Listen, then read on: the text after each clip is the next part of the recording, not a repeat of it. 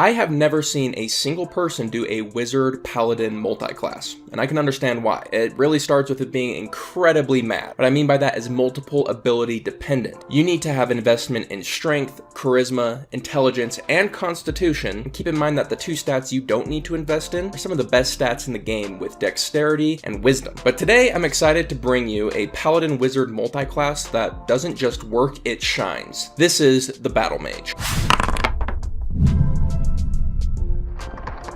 Before getting started on this build, check out this shirt. Isn't that sick? It's from Obvious Mimic, and it's a tourist shirt for places in the D&D universe. I have a campaign in Waterdeep, so this Waterdeep shirt, I had to get it. If you want a similar tourist shirt, or if you want other cool shirts like their Obvious Mimic t-shirt, or they have this like Mind Flayer hypnotherapy, they just have a lot of cool shirts. Check them out if you're interested. But with that, let's jump into the concept of this build. When I think of a battle mage, I think of someone with mostly heavy armor, but also a mage hood. And they're mostly melee combatants. They crack skulls, and in between cracking skulls, they cast spells, both devastating their enemies and protecting themselves, both with armor and arcane. That is the flavor we're going to be targeting for this particular build. Well, how are we going to achieve that with this build? I mentioned that stats are going to be a major problem for us, which is why we're choosing this lineage. We are going basic human. Now, basic human is often overlooked, but it gives you +1 in every single stat, so if you have a very stat-oriented, needy build, humans can really shine. With point buy and human, we can end up getting our strength to 16, our dexterity is 9, our constitution is 14, our intelligence is 16, our wisdom is 9, and our charisma is 13. It's hard to overstate how much more efficient these stats are than it would be without being a human. That +1 across the board really changes this build for us. As for our leveling structure, we're going to be taking 2 levels into Paladin, and the rest are going to go into War Magic Wizard. What do those first 2 levels in Paladin give us? Well, first they're going to give us Wisdom save proficiency, my favorite save proficiency, and we desperately need it because we've completely dumped Wisdom. On top of that, we're going to get heavy armor, we're going to get shields, and then we get a little bit of healing and support in healing hands. Second level gives us the defense fighting style. Now in between, let's say plate eventually, shield, the defense fighting style, we're gonna have 21 AC. Now typically I would expect wizards to have around 16 AC, so we're essentially getting a +5 to AC by going into these 2 levels of Paladin, which is incredible. It's basically like having the shield spell cast on your wizard at all times. Additionally, we're gonna get spells that otherwise we wouldn't have. Bless, Shield of Faith, and Heroism stand out to me. Heroism is great anti-fear tech. I doubt we'll be using it for the temporary HP so much as we'll be using it for, hey, one of our allies or ourselves is afraid, let's just end it and move on. Shield of Faith plus our already fantastic AC stands out, putting us to 23 AC. And then of course Bless is just a really fantastic spell that nearly any support caster is going to be happy with. Combine this with our Hands of Healing getting 10 HP, which is surprisingly effective. Just having 10 HP stored makes you a better healer than you'd think. That's picking up 10 allies, that's removing 2 conditions, it's a small burst heal as well. Surprisingly good for just a 2-level investment. And of course, the pièce de resistance, we get smites. Now, we're going to be going back into Wizard for the rest of our career, which means we're going to be scaling our smites way quicker than we would be had we gone Paladin deeper and then going into smites later. So we're going to be able to smite a lot more than a normal Paladin would. It's worth mentioning at this level that I like the combination of a shield in one hand and the staff in the other hand. This is because our shield can have our holy focus on it, and the staff can act as an arcane focus, but we can still use it as a melee weapon, so we can do any spell, whatever attack we want, and not have to worry about juggling our equipment whatsoever. Third level, we're going to be going into Wizard 1, and this is a massive level for us. We get so many amazing spells. We get Find Familiar, we get Shield. With Shield, we can have a realistic AC of 28 sometimes. We're level 3, and we can hit an AC of 28 when needed if we use Shield and Shield of Faith. We get a ranged option in Firebolt. We get Booming Blade and Green Flame Blade, which makes our staff way better and makes the bite of not having extra attack a little lessened. That's before mentioning just standard good spells like Grease or Fog Cloud. It's just an amazing level for us, and we get Ritual casting on top of it, so we can do our utility casting far better than any other Paladin can, so we can be really effective out of combat. On level 4, or our Wizard 2, we are going into the School of War Magic. This is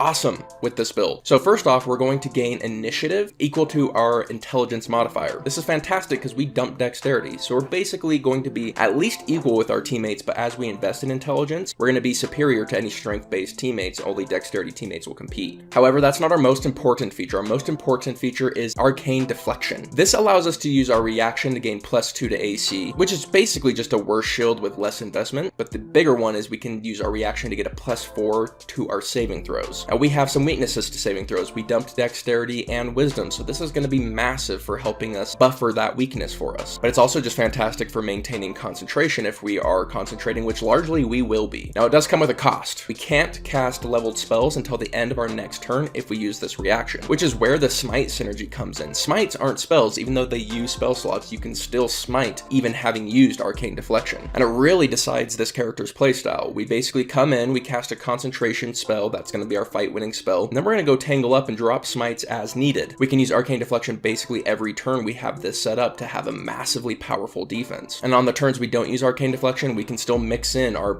very powerful spell casting. Even on the turns we don't want to drop a smite, because we are using a weapon plus a cantrip on every single one of our attacks that aren't using spells are more effective than just a base cantrip would be. Basically, I'm saying Booming Blade beats out Firebolt. And this is a good time to mention that even though we're only getting one attack, if you consider that we're going to have a familiar giving us advantage, we're then hitting them with our staff, we're then booming blading them, and we might be using a smite on top of that, you can see how we can have very powerful attacks even with our single attack. Keep in mind that we're gaining spell slots quicker than those paladins, so we can be dropping more smites. Wizard 3 brings second level spells, and boy do wizards have incredible second level spells. I'm looking at Hold Person to begin with because it gives us automatic crits, which means we get automatic crit smites. I've talked about this combo a while now, but hold person sometimes, so you only have to have your enemies save once against hold person before you get to smack them. There's a bunch of nuance to when you should use that, but just keep in mind it is possible to get hold person criticals with one save instead of two if you hold your action till after their turn. But outside of this, we still have web, we have vortex warp, we have invisibility, so many fantastic spells. And that's really the key of this build, is that this is a chassis that you can choose whatever spells you want. You could be an illusionist, you could be an evocationist, you can do whatever you want. You can major in whatever you feel like and it'll still work fantastically. Personally, I'm leaning towards abjuration and evocation. I feel like it just fits the flavor really well. But if you want to do literally anything, sky's the limit. You can just take the best spells in the game and you're going to be completely fine. At level 6 or our Wizard 4, I'm picking up Warcaster. Those reaction booming blades are fantastic, and having advantage on our concentration checks is going to be crucial because concentration is really important for this build already, but even more so later. We'll get into that as we go. Now level 7, Wizard 5 brings the amazing third level spells. You can have Hypnotic Pattern, Fireball, Fear, all of your summons, Fly. There's a million amazing third level spells. We all know that. So again, same thing. Take the ones you want most and have a good time. This build can accommodate basically any of them. And that's really the picture we've drawn here. As we move forward, we have a couple things to discuss. We have ASIs, future spells, and our future features. So as for our ASIs, I recommend Intelligence, maxing out your Intelligence as soon as possible. Some of you may want to go into Strength to be, to represent more of a martial. That's fine, but I wouldn't recommend going more than 18. There's no reason to go to 20. Just if you want more strength, grab 18 and then go into intelligence past that. As for our future features, we get Power Surge, which largely sucks. You just use it to do a bit of extra damage, and then it incentivizes us to use Dispel Magic and Counterspell, which are great spells, so we're probably going to have them anyways. We just turn those into a bit of extra damage. Again, nothing to write home about. Doesn't get a bonus from crits, so I just use them pretty liberally. I don't really worry too much about saving them for the proper moment. Just use them as I get them. But at level 10, we're getting Durable Magic. Durable Magic is insane. So long as we're concentrating, we get a +2 to our AC and our saves. That means we're going to want to be concentrating literally for every single fight. Cast something that's concentration. We have Warcaster to maintain it. We have Arcane Deflection to maintain it. Our saves and our AC are going to be insane. With this feature, we're looking at 23 AC base with Shield in the backline to get to 28 whenever we need. That's before casting any spells like Shield of Faith. That could get us to 30 AC. Really crazy AC we can get with this character. Sure, we didn't start out with the best saves, but we have proficiency in wisdom saves, which is built up over time, so we have great wisdom saves. Arcane Deflection on deck, Warcaster, so our saves end up being crazy good. So even though we only have D6 of HP, this is an extremely